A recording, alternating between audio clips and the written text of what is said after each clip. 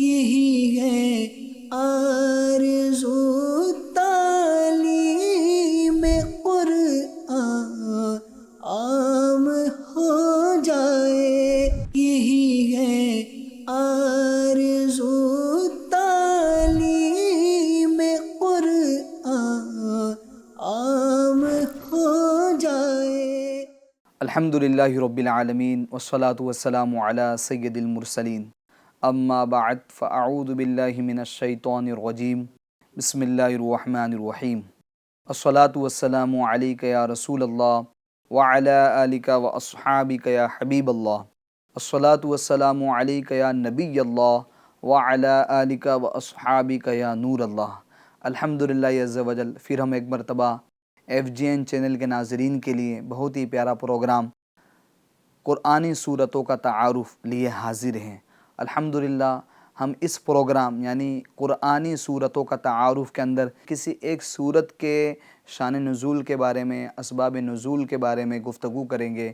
اس صورت کے جو فضائل احادیث طیبہ میں بیان ہوئے اس کو سننے کی کوشش کریں گے۔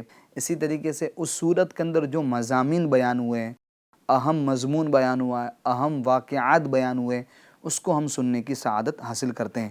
انشاءاللہ عز و جل آج ہم سورہ بقرہ کے حوالے سے تعارف اور اس کے حوالے سے جو بھی باتیں ہیں وہ انشاءاللہ عز و جل سیکھنے اور سمجھنے کی کوشش کریں گے۔ آئیے اپنے پروگرام کا باقاعدہ آغاز کرنے سے پہلے درود شریف کے متعلق فضیلت سن لیتے ہیں۔ کعبے کے بدر الدجا، طیبہ کے شمس الضحیٰ، دافع رنج و بلا، شافع یوم جزا، صلی اللہ تعالی علیہ وآلہ وسلم کا فرمان برکت نشان ہے، جس نے مجھ پر 50 مرتبہ درود پاک پڑھا، کل قیامت کے دن میں اس سے مصافحہ کروں گا۔ سبحان اللہ۔ صلو علی الحبیب صلی اللہ تعالی علی محمد صلی اللہ تعالی علیہ وآلہ وسلم۔ الحمدللہ عز و جل بہت ہی پیارا پروگرام FGN چینل کے ناظرین کے لیے قرآنی صورتوں کا تعارف لیے حاضر ہے۔ انشاءاللہ عز و جل آج ہم سورہ بقرہ کے حوالے سے جاننے کی کوشش کریں گے۔ آئیے سب سے پہلے سورہ فاتحہ کے ساتھ سورہ بقرہ کی کیا مناسبت ہیں اس کو ہم جاننے کی کوشش کرتے ہیں، یعنی سورہ فاتحہ کے بعد سورہ بقرہ لے کر آئیں، ٹھیک ہے؟ تو سورہ فاتحہ کی اور سورہ بقرہ کی کیا مناسبت ہے، کیا ان کا تعلق ہے، اس کے بارے میں سنتے ہیں۔ سورہ فاتحہ کے اندر مسلمانوں کو یہ دعا مانگنے کی تعلیم دی گئی، کیا؟ اہدنا الصراط المستقیم، اے اللہ ہم کو سیدھے راستے پر چلا، اے اللہ ہم کو سیدھے راستے پر چلا۔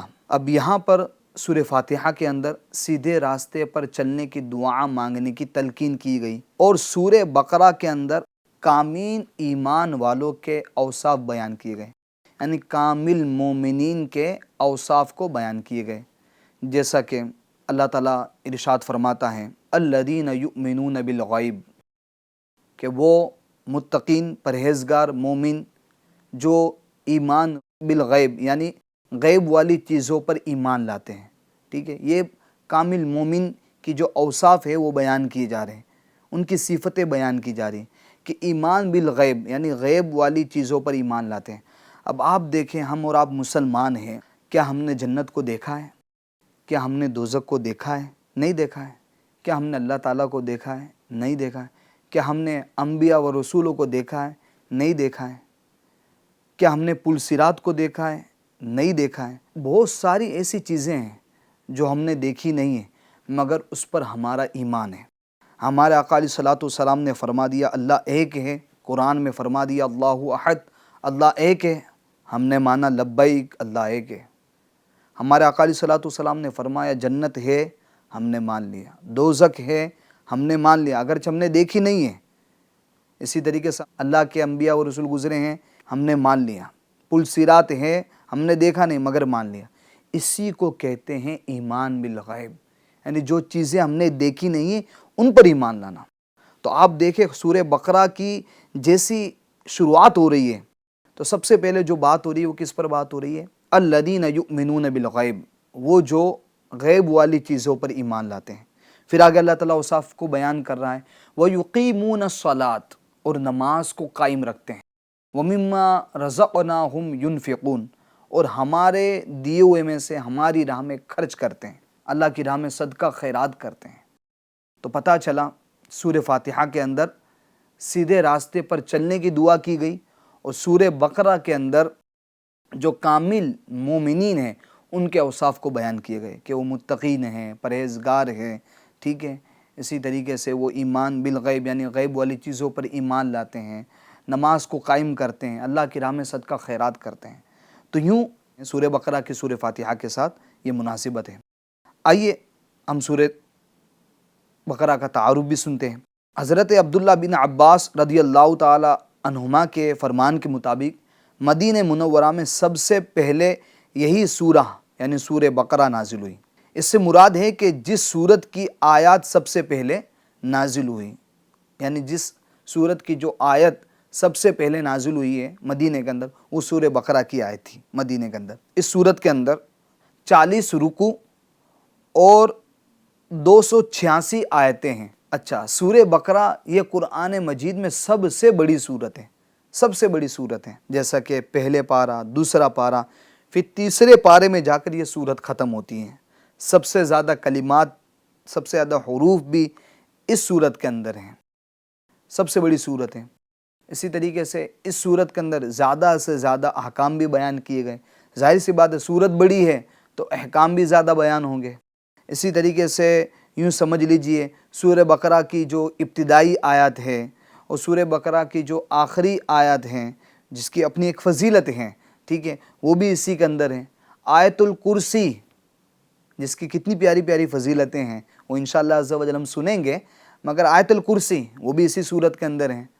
تو ایسی اہم آیات یہ سورہ بقرہ کے اندر موجود ہیں، تو اس وجہ سے سورہ بقرہ بڑی افضل ہے، مرتبے والی ہے، بڑی فضیلت والی ہے۔ سورہ بقرہ سب سے بڑی ہے۔ سورہ بقرہ کے فضائل کے اندر آتا ہے، احادیث میں اس سورت کے بے شمار فضائل بیان کیے گئے۔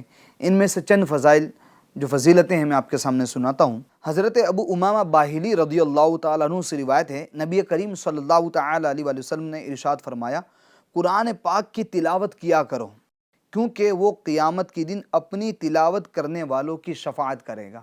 سبحان اللہ، جو قرآن پاک کی تلاوت کرے گا کل قرآن پاک اپنی تلاوت کرنے والے کی کیا کرے گا؟ شفاعت کرے گا، سفارش کرے گا۔ سبحان اللہ، اس کو جنت میں لے کے جائے گا۔ آگے مزید سرکار صلی اللہ علیہ وسلم ارشاد فرماتے ہیں، اور 2 روشن صورتیں یعنی سورہ بقرہ اور سورہ آل عمران پڑھا کرو کیونکہ یہ دونوں قیامت کے دن اس طرح آئیں گی جس طرح 2 بادل ہو یا 2 سائبان ہو، یعنی سایہ، یا 2 سائبان ہو یا 2 اڑتے ہوئے پرندوں کی قطاریں ہوں، اور یہ دونوں صورتیں اپنے پڑھنے والوں کی شفاعت کریں گی۔ سبحان اللہ، جو سورہ بقرہ کی تلاوت کرتے ہیں ان کو مبارک ہو کہ کل سورہ بقرہ اپنے پڑھنے والی کی شفاعت کریں گی۔ سبحان اللہ، سورہ بقرہ پڑھا کرو کیونکہ اس کو پڑھتے رہنے میں برکت ہے، اور نہ پڑھنے میں ثواب سے محروم رہ جانے پر حسرت ہے یعنی افسوس ہے، اور جادوگر اس کا مقابلہ کرنے کی طاقت نہیں رکھتے ہیں، یعنی سورہ بقرہ کی جادوگر اپنی طاقت اس کے سامنے آزما نہیں سکتے ہیں، ان کا جادو چل ہی نہیں سکتا، مقابلہ کر ہی نہیں سکتے، اتنی طاقت ہی نہیں سورہ بقرہ کے سامنے۔ حضرت ابو ہریرہ رضی اللہ تعالیٰ عنہ سے روایت ہے، حضور پرنور صلی اللہ تعالیٰ علیہ وسلم نے ارشاد فرمایا، اپنے گھروں کو قبرستان نہ بناؤ، یعنی اپنے گھروں میں عبادت کیا کرو، اور شیطان اس گھر سے بھاگتا ہے جس میں سورہ بقرہ کی تلاوت کی جاتی ہے۔ سبحان اللہ، شیطان اس گھر سے بھاگ جاتا ہے جس گھر میں سورہ بقرہ کی تلاوت کی جاتی ہے۔ حضرت ابو مسعود رضی اللہ تعالیٰ عنہ سے روایت ہے، سرکار دو عالم صلی اللہ تعالیٰ علیہ وآلہ وسلم نے ارشاد فرمایا، جو شخص رات کو سورہ بقرہ کی آخری 2 آیتیں پڑھ لے گا وہ اسے ناگہانی مصائب سے کافی ہوگی، یعنی اس کو اچانک کوئی مصیبت، کوئی پریشانی نہیں آئے گی جو سورہ بقرہ کی آخری 2 آیتیں پڑھ لے گا سونے سے پہلے۔ اسی طریقے سے حدیث پاک میں آتا ہے سورہ بقرہ کے حوالے سے، حضرت ابو ہریرہ رضی اللہ تعالیٰ عنہ سے روایت ہیں، حضور اقدس صلی اللہ تعالیٰ علیہ وآلہ وسلم نے ارشاد فرمایا، ہر چیز کی ایک بلندی ہے اور قرآن کی بلندی سورہ بقرہ ہے۔ اس میں ایک آیت ہے جو قرآن کی تمام آیتوں کی سردار ہیں۔ سبحان اللہ، اس میں ایک آیت ہے جو تمام آیتوں کی سردار ہیں، اور وہ آیت کیا ہے؟ آیت الکرسی۔ کیا ہے وہ؟ آیت الکرسی۔ ہم پڑھتے ہیں نا اللہ لا الہ الا هو الحی القیوم، اسی کو کہتے ہیں آیت الکرسی۔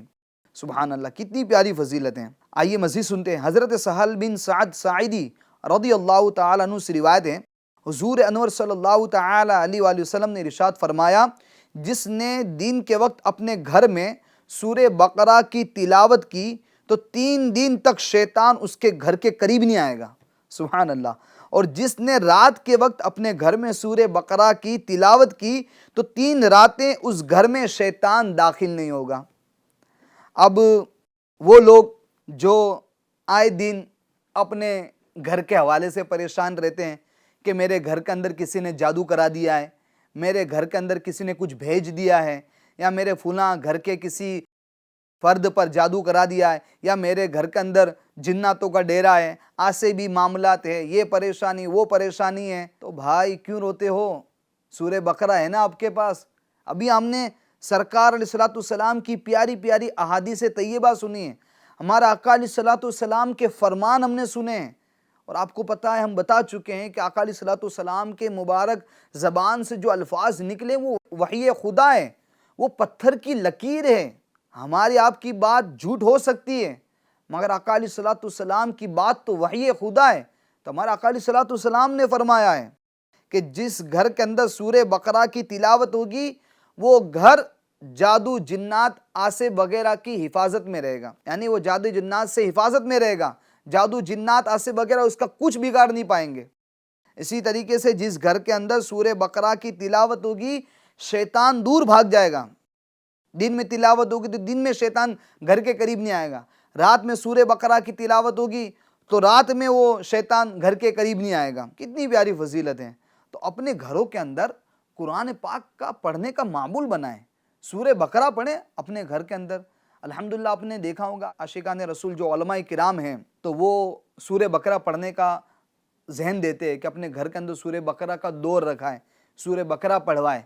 جو بھی اس طرح کے مریض آتے ہیں نا کہ مجھے جادو ہو گیا ہے، میرے گھر کے اندر آسے جناتوں کا ڈیرا، ایسا ویسا، یہ حرکتیں ہوتی ہیں، وہ حرکتیں ہوتی ہیں، گھر کے اندر پیسے غائب ہو جاتی ہیں، اچانک سے یعنی کہ کپڑے پھٹ جاتے ہیں، یہ ہو جاتا وہ ہو جاتا ہے، گھر کے اندر لگتا ہے کسی کا سایہ ہے وغیرہ وغیرہ، تو قرآن پڑھیں، سارے سائے بھاگ جائیں گے، سارے جنات بھاگ جائیں گے، سارا جادو ختم ہو جائے گا۔ قرآن قرآن قرآن قرآن سے رشتہ مضبوط کریں۔ تو میرے FGN چینل کے ناظرین سے میں تو ریکویسٹ کروں گا کہ اگر آپ کے گھر کے اندر اس طرح کے معاملات ہیں تو کل نہیں، آج سے ہی اپنے گھر کے اندر سورہ بقرہ کی تلاوت شروع کر دیں۔ انشاءاللہ عز و جل، اللہ کی ذات سے امید ہے اللہ تعالیٰ قرآن پاک کی تلاوت کی برکت سے، سورہ بقرہ کی تلاوت کی برکت سے اللہ تعالیٰ آپ کے گھروں سے جادو جنات آسے وغیرہ سب چیزوں کو دور کر دے گا انشاءاللہ عز و جل، انشاءاللہ۔ تو یہ تھے سورہ بقرہ کے فضائل۔ اور بھی سورہ بقرہ کی جو ابتدائی آیات کے فضائل ہیں، آخری آیت کے فضائل ہیں، آیت الکرسی کے فضائل ہیں، انشاءاللہ عز و جل وہ بھی ہم جاننے کی سننے کی کوشش کریں گے۔ مگر سب سے پہلے ہم سورہ بقرہ کے مضامین پر گفتگو کر لیتے ہیں۔ سورہ بقرہ کے اندر سب سے پہلے آپ دیکھیں تو حضرت آدم علیہ الصلوۃ والسلام کی تخلیق کا واقعہ بیان کیا گیا ہے، اور فرشتوں کے سامنے ان کی شان کو ظاہر کیا گیا۔ اللہ تعالیٰ نے فرشتوں سے مشورہ فرمایا، ہاں فرشتوں سے مشورہ فرمایا اور کہا وَإِذْ قَالَ رَبُّكَ لِلْمَلَائِكَةِ إِنِّي جَاعِلٌ فِي الْأَرْضِ خَلِيفَةً۔ رب تعالیٰ نے اپنے فرشتوں سے کہا، اے فرشتوں، بے شک میں زمین پر اپنا خلیفہ بنانا چاہتا ہوں، بے شک میں زمین پر اپنا خلیفہ، اپنا نائب بنانا چاہتا ہوں۔ تو اس پر فرشتوں نے اللہ تعالیٰ کی بارگاہ میں عرض کی، یا اللہ عز و جل، تو ایسے کو زمین پر اپنا خلیفہ بنانا چاہتا ہے جو فساد کریں گے، خون ریزی کریں گے، حالانکہ ہم تو تیری تسبیح و تہلیل بیان کرتے ہیں، تیری پاکی بیان کرتے ہیں۔ تو اس پر اللہ تعالیٰ نے ارشاد فرمایا اپنے فرشتوں سے، قال انی اعلم ما لا تعلمون، بے شک میرے فرشتوں، جو میں جانتا ہوں وہ تم نہیں جانتے، بے شک جو میں جانتا ہوں وہ تم نہیں جانتے۔ پھر اللہ تعالیٰ نے حضرت آدم علیہ السلام کو تمام چیزوں کے نام بتائے، تمام چیزوں کے نام بتائے، وَعَلَّمَ آدَمَ الْأَسْمَاءَ كُلَّهَا، اللہ تعالیٰ نے حضرت آدم علیہ السلام کو تمام چیزوں کے نام سکھا دیے، تمام چیزوں کے۔ پھر فرشتوں سے فرمایا انبئونی باسمائہم، اے فرشتوں مجھے ان چیزوں کے نام بتاؤ۔ ابھی تو تم کہہ رہے تھے کہ مولا ایسے انسان کو تو زمین میں اپنا خلیفہ بنا کے کیا کرے گا، تو اب چلو ان چیزوں کے نام بتاؤ۔ تو ظاہر سی بات ہے فرشتوں نے وہ نام نہیں بتائے۔ پھر اللہ تعالیٰ نے علم کے ذریعے حضرت آدم علیہ السلام کی شان و عظمت کو فرشتوں پر ظاہر فرمایا۔ تو کس بنیاد پر؟ علم کی بنیاد پر۔ پھر اللہ تعالیٰ نے اپنے فرشتوں کو حکم دیا اسجدوا لآدم، اے فرشتوں آدم کو سجدہ کرو۔ فسجد الملائکۃ کلہم اجمعون، تو تمام فرشتوں نے سجدہ کیا، الا ابلیس، سوائے ابلیس کے، سوائے شیطان کے، اس نے سجدہ نہیں کیا۔ وہ آدم علیہ السلام کی تعظیم کے لیے نہیں جھکا، سجدہ نہیں کیا، اس نے انکار کر دیا۔ کیا بات لے کر انکار کیا؟ خلقتنی من نار وخلقتہ من طین، اے مولا تو نے مجھے آگ سے پیدا کیا ہے اور آدم کو تو نے مٹی سے پیدا کیا ہے۔ انا خیر من، میں اس سے بہتر ہوں، میں اس سے افضل ہوں، میں اس سے اعلیٰ ہوں۔ جب اس نے تکبر کیا، اس نے گھمنڈ کیا، اپنے آپ کو افضل جانا، بہتر جانا، گھمنڈ کرا، ابا واستکبر، اس نے انکار کیا اور گھمنڈ کیا، اور ہوا کیا؟ وہ مردودوں میں سے ہو گیا، اللہ کی بارگاہ سے دھتکار دیا گیا ہمیشہ ہمیشہ کے لیے۔ کس بات پر؟ اپنے آپ کو اس نے بہتر سمجھا آدم علیہ السلام سے۔ تو پتہ کیا چلا؟ پتہ یہ چلا تکبر، گھمنڈ، یہ انسان کو معاذ اللہ اللہ تعالیٰ کا باغی بھی بنا دیتے ہیں، یعنی وہ ایمان سے بندہ خارج ہو جاتا ہے، دائرہ اسلام سے بھی نکل جاتا ہے، تکبر یہاں تک لے کر آ جاتا ہے۔ اللہ تعالیٰ ہمیں تکبر کرنے سے بچائے۔ اسی طریقے سے اسی سورہ بقرہ کے اندر بنی اسرائیل کی سمجھو نافرمانیوں کا بھی ذکر کیا گیا۔ بنی اسرائیل ایک قوم تھی، اللہ تعالیٰ نے ان کو طرح طرح کی نعمتوں سے نوازا۔ کیا کیا نعمتوں سے نوازا، جس کو میں خلاصتاً بیان کرتا ہوں۔ اللہ تعالیٰ نے ان کو اس وقت کے تمام دنیا والوں پر فضیلت دی، اہل زمانہ پر ان کو فضیلت دی، برتری دی۔ پھر اسی طریقے سے ان کے لیے 12 چشمے جاری ہوئے، ان کے لیے من و سلوہ نازل ہوا، ان کے لیے اناج اگائے گئے، ان کے لیے ایک گروہ کو دوبارہ واپس زندہ کیا گیا۔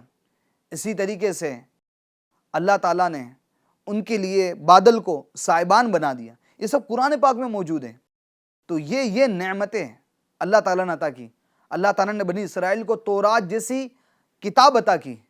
تو یہ ساری نعمتیں اللہ تعالیٰ نے بنی اسرائیل کو عطا کی، مگر اس کے بدلے میں کیا ہوا؟ بنی اسرائیل نے نافرمانیاں کی۔ بنی اسرائیل نے انبیاء کرام علیہ السلام کو ناحق شہید کیا، ہاں ناحق شہید کیا۔ فرعون اور اس کے جو مصاحبین تھے وہ بچوں کو ظلم و بربریت کا نشانہ بناتے تھے، ظلم کا نشانہ بناتے تھے، یہ فرعون اور بنی اسرائیل۔ تو یہ بنی اسرائیل کا قرآن پاک میں سورہ بقرہ کے اندر جو ذکر کیا ہے، تو ذکر کرنے کا مقصد یہ ہے کہ ہم پچھلی قوموں کا جو عروج اور جو زوال ہے ہم پڑھ کر عبرت لیں کہ اللہ تعالیٰ چاہے تو قوم کو عروج بھی بخش سکتا ہے، ترقی کے منازل طے کرا سکتا ہے، طرح طرح کی نعمتوں سے ان کو سرفراز فرما سکتا ہے۔ مگر جب وہی قوم نافرمانی پر اتر آئے، اللہ تعالیٰ کی نافرمانی پر اتر آئے، پھر اس قوم کو اللہ تعالیٰ کیا کرتا ہے؟ نیست و نابود کر دیتا ہے، اس کے لیے زوال لکھ دیتا ہے۔ پھر وہ قوم زوال کے اندر چلی جاتی ہے، وہ پستی کا شکار ہوتی ہے۔ میرے محترم FJN چینل کے ناظرین، ایک بات یاد رکھیے گا، اللہ تعالیٰ قرآن مجید میں ارشاد فرماتا ہے بے شک اللہ تعالیٰ اس وقت تک قوم کی حالت نہیں بدلتا جب تک کہ قوم خود اپنی حالت نہ بدل لیں۔ تو اللہ تعالیٰ حالت بدلتا ہے، عروج بخشتا ہے، ترقی بخشتا ہے، مگر کب؟ جب قوم خود اپنی حالت بدلیں۔ ہم خود اپنی حالت بدلنے کو لیے تیار نہیں ہیں، پھر ہم بولتے ہیں کہ ہم کو مقام و مرتبہ ملے، ہم کو ترقی ملے، ہم کو عروج ملے۔ کیسے ملے گا جب خود ہم اپنی اصلاح نہیں کر رہے ہیں؟ ہم بس لوگوں کے لیے فکر مند رہتے ہیں کہ اور آئے دن ہم اپنے سماج کا، اپنی قوم کا، یہاں جہاں ہم رہتے ہیں اپنے شہر کے اندر بس باتیں کرتے رہتے ہیں، یہ صحیح نہیں ہے، وہ صحیح نہیں ہے، فلانا ایسا ڈھکانا ایسا ایسا ویسا وغیرہ وغیرہ۔ ارے بھائی، دوسروں پر باتیں کرنے کے بجائے آپ اپنے اوپر دیکھیں۔ آپ دوسروں کی کمیاں نکال رہے ہیں، آپ اپنی کمیاں دیکھیں۔ بنی اسرائیل کا ذکر اللہ تعالیٰ نے جو قرآن میں فرمایا ہے، اس سے پتہ چل رہا ہے کہ اللہ تعالیٰ چاہتا ہے تو اپنے بندوں کو نعمتوں سے نوازتا بھی ہے، پھر جب اس کی نافرمانی ہوتی ہے تو اللہ تعالیٰ ان نعمتوں کو واپس چھین بھی لیتا ہے۔ اسی طریقے سے سورہ بقرہ کے اندر آگے چلے تو ہم حضرت ابراہیم علیہ السلام اور حضرت اسماعیل علیہ السلام کے خانہ کعبہ تعمیر کرنے کا واقعہ بھی ملتا ہے۔ سب سے پہلے حضرت آدم علیہ السلام نے خانہ کعبہ کی تعمیر کی، اس کے بعد حضرت ابراہیم علیہ السلام اور حضرت اسماعیل علیہ السلام دونوں باپ بیٹوں نے مل کر خانہ کعبہ کی تعمیر کی۔ اس وقت حضرت ابراہیم علیہ السلام نے دعا بھی اس شہر کے لیے مانگی کہ اللہ عز و جل اس شہر کے اندر امن و امان عطا فرما، اس شہر کو امن والا بنا، اس شہر کے پھلوں کے اندر رزق میں برکت عطا فرما۔ اور دیکھیں آپ، دعا ابراہیمی کا کیا اثر ہوا، ایسی دعا کا اثر ہوا کہ اللہ تعالیٰ نے اس ریگستان کے اندر کیسی برکت عطا فرمائی، کیسی برکت عطا فرمائی۔ جہاں پانی کا نام و نشان نہیں تھا، وہاں اللہ تعالیٰ نے حضرت اسماعیل علیہ السلام کے سمجھو پیر رگڑنے کی وجہ سے اللہ تعالیٰ نے وہاں پر چشمہ جاری فرما دیا۔ پھر آپ علیہ السلام نے، حضرت ابراہیم علیہ السلام نے جو دعا مانگی رزق میں برکت، پھلوں میں برکت کے لیے، تو کیسی اللہ تعالیٰ نے پھلوں میں برکت عطا کی۔ ابھی ہم دیکھیں تو آس پاس میں کوئی بغیچہ اس طرح کے نہیں ہے نگے، مگر طرح طرح کے پھل فروٹ سمجھو مکہ مدینہ کے اندر آ رہے ہوتے ہیں، مکے کے اندر آ رہے ہوتے ہیں۔ اسی طریقے سے حضرت ابراہیم علیہ السلام نے ہمارا آقا علیہ السلام کے لیے بھی دعا مانگی، ربنا وبعث فیہم رسولا منہم یتلو علیہم آیاتک ویعلمہم الکتاب والحکمت ویزکیہم۔ اے رب ہمارے، اور بھیج ان میں ایک رسول ان میں سے کہ ان پر تیری آیت تلاوت فرمائے اور انہیں تیری کتاب اور پختہ علم سکھائے اور انہیں خوب ستھرا فرما دے۔ سبحان اللہ۔ خود میرا آقا علیہ السلام فرماتے ہیں، انا دعوت ابراہیم، میں دعا ابراہیم ہوں، یعنی میرے لیے حضرت ابراہیم علیہ السلام نے دعا فرمائی۔ قرآن پاک میں شک کرنے والے منکرین تھے، قرآن مجید کی صورت جیسی کوئی ایک صورت بنا کر لانے کا مطالبہ کیا گیا، اور ان کے اس چیز سے عاجز ہونے کو بھی اس صورت کے اندر بیان کیا گیا ہے۔ جو منکرین تھے تو وہ کہتے کہ قرآن پاک تو یہ کسی بندے کا کلام ہے، تو اگر بندے کا کلام ہے تم اس میں شک کرتے ہو کہ یہ اللہ کا کلام نہیں ہے تو فَأْتُوا بِسُورَةٍ مِّن مِّثْلِهِ، تم اس کے مثل ایک صورت ہی لا کر بتا دو۔ ایک صورت تو دور کی بات، ایک آیت تک نہیں لا کر بتا پائے، تو پتہ چلا یہ قرآن پاک یہ رب کا کلام ہے، اللہ کا کلام ہے، بندوں کا کلام نہیں ہے۔ تو میرے محترم FJN چینل کے ناظرین، آج ہم نے سورہ بقرہ کے تعارف اور اس کے فضائل اور اس کے اندر جو مضامین بیان ہوئے ہیں، کچھ اس کو سننے کی سعادت حاصل کی۔ آدم علیہ السلام کی تخلیق کا واقعہ ہم نے سنا، اسی طریقے سے حضرت ابراہیم علیہ السلام، حضرت اسماعیل علیہ السلام خانہ کعبہ کی تعمیر کے حوالے سے گفتگو کی۔ بنی اسرائیل نے جو اللہ تعالیٰ کی نافرمانیاں کی، ان پر طرح طرح کے عذابات آئے، اور اللہ تعالیٰ نے ان کو سمندر کے اندر ڈبو دیا۔ جن بنی اسرائیل نے اللہ تعالیٰ کی فرما برداری کی، جنہوں نے اللہ کے حکم کو مانا، اللہ تعالیٰ نے ان کو عروج بھی بخشا۔ تو آج ہم نے کچھ سورہ بقرہ کے فضائل اور اس کے مضامین پر گفتگو کی ہے۔ انشاءاللہ عز و جل چونکہ سورہ بقرہ کافی طویل ہے، لمبی ہے، انشاءاللہ عز و جل اگلے ایپیسوڈ میں مزید ہم سورہ بقرہ کے اندر جو مضامین بیان ہوئے ہیں اس پر بھی گفتگو کریں گے، اور انشاءاللہ عز و جل سورہ بقرہ کی ابتدائی جو آیات ہیں اور آخری آیات ہیں اور آیت الکرسی کی جو فضیلت ہے وہ انشاءاللہ عز و جل نیکسٹ ایپیسوڈ میں ہم سننے کی سعادت حاصل کریں گے۔ تب تک کے لیے آپ ہمیں اجازت دیجیے۔ اللہ تعالی ہم سب کا حامی و ناصر ہو، اللہ تعالی ہم سب کو فیضان قرآن سے مالا مال فرمائے، آمین بجاہ النبی الامین صلی اللہ تعالی علیہ وآلہ وسلم۔ صلو علی الحبیب صلی اللہ تعالی علی محمد صلی اللہ تعالی علیہ وآلہ وسلم۔ یہی